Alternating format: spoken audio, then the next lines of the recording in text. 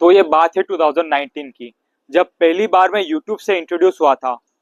पहली बार मुझे पता चला था YouTube चैनल भी होते हैं और YouTube क्रिएटर्स भी कोई लोग होते हैं जो हर रोज नई नई वीडियोस बनाते हैं।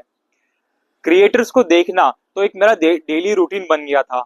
मैं इतने सारे वीडियोस बिंज वॉच करता था कि आप मान नहीं सकते हो।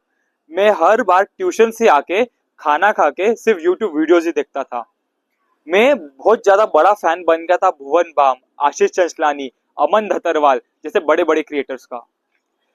कुछ टाइम बाद ऐसे वीडियोस देखते देखते मेरे माइंड में कुछ क्लिक हुआ और मेरे अंदर की चिंगारी जल उठी। मुझे ख्याल आया, क्या मैं भी एक बड़ा यूट्यूबर बन सकता हूँ। बड़ी ऑडियंस के सामने बोलने का तो एक सपना था। Also I wanted to earn money, a lot of money. और सिर्फ मनी अर्न करना एक गोल नहीं था, पर मुझे मेरा फ्रीडम भी चाहिए था। तो ऐसे मैंने मेरे फर्स्ट यूट्यूब चैनल की शुरुआत की। और उसी टाइम पे कॉल ऑफ ड्यूटी मोबाइल नाम का एक गेम लॉन्च हुआ था। एक्चुअली कॉल ऑफ ड्यूटी और सीएस को जैसे मल्टीप्लेयर गेम मुझे पहले से ही पसंद थे। तो मैंने इसको एक ट्राई दिया, इसको खेलना चालू किया और मेरी लाइफ एक बैटलफील्ड बन गई थी। मैं रोज नए नए मिशंस पे जाता, जीतता और खुशी मनाता।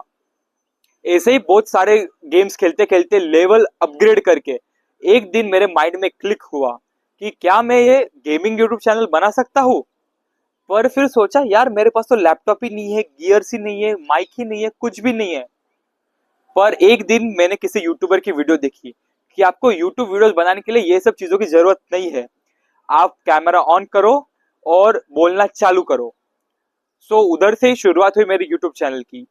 मेरे यूट्यूब चैनल का नाम शायद क्लोक ऑफ मिनस ऐसा कुछ तो भी था। ये मेरे दोस्तों ने सजेस्ट किया था क्योंकि ऐसे नाम तो मेरे माइंड में भी नहीं था। मेरे दोस्तों का बहुत ज्यादा अच्छा सपोर्ट था ट्यूशन के टाइम पे। मेरे ट्यूशन के दोस्त बहुत सपोर्टिव थे और अभी भी है। तो मैंने स्टार्ट किया मेरे जो गेमिंग वीडियोस है उनको रिकॉर्ड करना। उस पे कोई वॉइस ओवर नहीं था, कोई फैंसी एडिट्स नहीं थे, कोई म्यूजिक नहीं था, सिंपल कट पेस्ट। और यही वीडियोस में अपलोड कर देता था। स्टार्टिंग स्टार्टिंग में लगा भाई एक वीडियो भी वायरल चली गई ना तो मिलियन ऑफ व्यूज आ जाएंगे, मिलियन ऑफ पैसे कमा लूंगा मैं। पर फिर पता रियलिटी हिट हुई। धीरे धीरे धीरे मेरे व्यूज बढ़ते तो है, पर इतना कम कि एक दिन में 10, 12, 13, फिर बाद में धीरे धीरे मेरा मोटिवेशन खत्म होने लगा। और एंड ऑफ मेरे 9th स्टैंडर्ड में मेरा हाथ भी फ्रैक्चर हो गया था। तो मेरे को एक और एक्सक्यूज मिल गया ये छोड़ने का। तो फिर मैंने ये प्लान को ड्रॉप कर दिया और पैसे कमाने का आया तो इसमें से मैंने 0 रुपीज कमाए। अब ये बात है 2020 की। 2020 में नया नया मुझे डिजिटल मार्केटिंग का शौक चढ़ा था। मुझे लगता था भाई ये कोर्स कर लिया ना तो भाई मैं इंटरनेट का बादशाह बन जाऊंगा। 2-3 मर्सिडीज तो ऐसे ही मेरे घर के सामने रहेगी।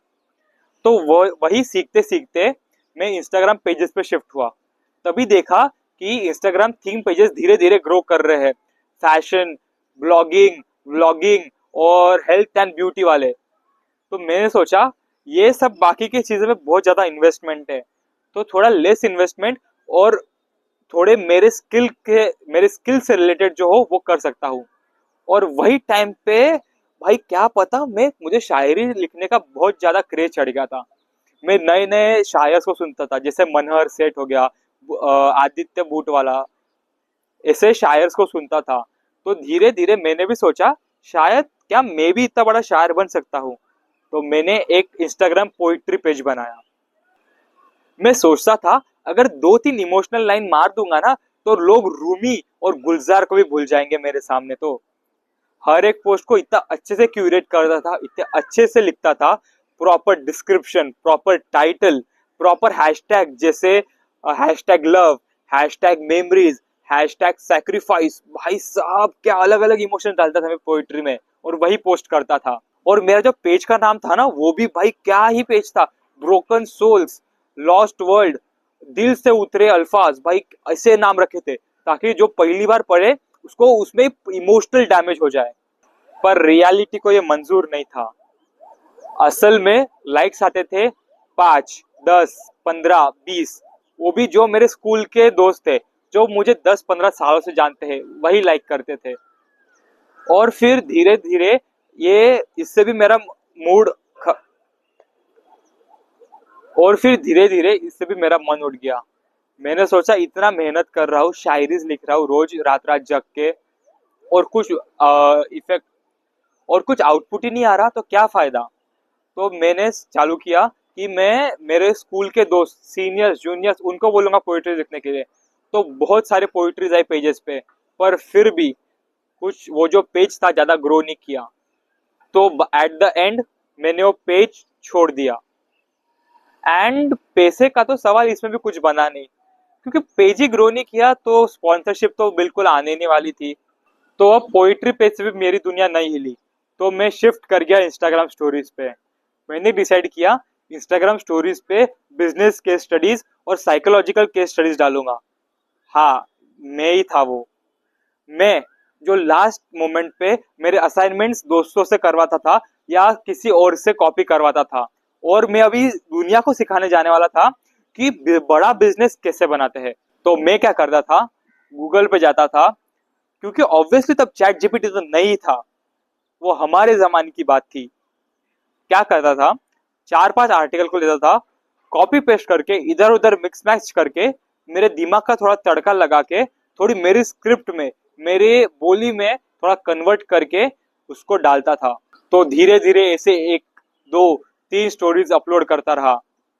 और मेरे स्टार्टिंग स्टार्टिंग में तो रिस्पॉन्स अच्छा आया मेरे दोस्तों का, क्योंकि अभी मैं एज कम्पेयर टू इंटरटेनमेंट जो मैं लास्ट दो टाइम पे कर रहा था, अभी थोड़ा वैल्यूएबल कंटेंट देने के ट्राई कर रहा था। थोड़ी रिप्लाईज आए, भाई बहुत बढ़िया काम कर रहा है, कंटिन्यू कर।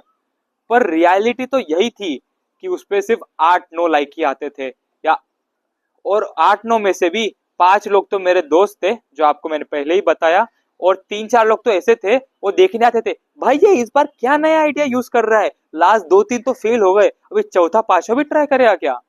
पर तब मुझे खुद पे इतना कॉन्फिडेंस था कि मेरी स्टोरीज देख के ब्लैक रॉक का सीईओ मेरे को खुद को डीएम करेगा, बेटा कब आ रहे हो इंटरव्यू देने के लिए, हम आपका ही इंतजार कर रहे हैं। तो वो भी मैंने थोड़े दिन ही कंटिन्यू किया। जैसे आपको पता है लास्ट दो टाइम पे मैंने क्या किया था, इंटरेस्ट खत्म, स्टोरीज बंद। और इसमें भी मैंने 0 ही रुपीज कमाए। पर इससे जो मेरे को कॉन्फिडेंस मिला, जो मेरी रिसर्च स्किल बढ़ी, जो मुझे अलग अलग टॉपिक के बारे में पता चला, उसमें उसका कोई तोड़ ही नहीं है। अभी आप जाके चैट जीपीटी को बता सकते हो कि मुझे ये कर दे वो कर दे, पर वो टाइम पे हर एक आर्टिकल को पढ़ना, इतने बड़े बड़े आर्टिकल से जो परफेक्ट पॉइंट से उसको ढूंढना और खुद का चैट जीपीटी बनना एक अलग ही क्रेज था, अलग ही बात थी। तो अभी आपने देखा कि मैं लास्ट 4-5 सालों से ट्राई कर रहा हूँ कंटेंट क्रिएट करने का, और किधर अभी जाके मैंने कुछ ढंग का कंटेंट डिलीवर करना चालू किया है, थोड़ी कंसिस्टेंसी आई है। तो अपने ड्रीम्स पे गिव अप करना बंद करो। आपके ड्रीम्स कभी ना कभी पूरे होंगे, पर एक्शंस लो। सिर्फ डे ड्रीमिंग से कुछ भी नहीं होगा, proper actions, well planned actions लो। क्योंकि दुनिया तो बैठी है आपको अलग कुछ बताने के लिए। अगर आपके पास प्लान नहीं है, दुनिया आपको प्लान थमा देंगी और आपको वही फॉलो करना पड़ेगा। तो अभी समझ जाओ, wake up, wake up to the reality and work on your self.